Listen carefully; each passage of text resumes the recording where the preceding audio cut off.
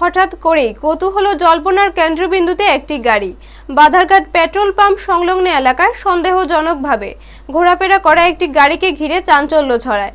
স্থানীয়দের অভিযোগ, সন্দেহজনক পরিস্থিতি দেখে এলাকাবাসী মিলে গাড়িটি আটক করেন। খবর পেয়ে আমতলী থানার পুলিশ ঘটনাস্থলে পৌঁছায়, তবে সেখানে গাড়ি তল্লাশি না করে সেটিকে থানায় নিয়ে যাওয়ার উদ্যোগ নেন পুলিশ কর্মীরা।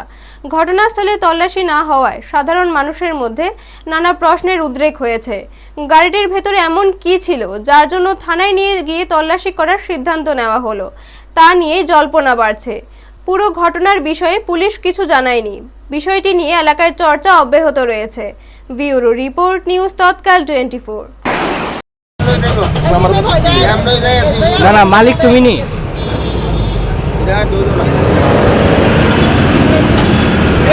গাড়িটা ফালতু গেল গেলাম থানা দিয়ে দেখা হে পুরো গাড়িটা কই থেকে আটক করা হয়েছে আর কই নেওয়া হয়েছে কি কারণে? আমরা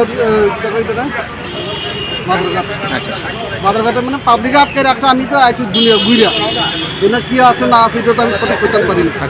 এটা তো যাই আছে দেখলে বুঝে যাইব কি কারণে আটক করছে। এটা কি কারণে পাবলিকে জানি যত কি কারণে আটকাইছে, কি মানে পাবলিক কি অভিযোগ করছে আপনার কাছে?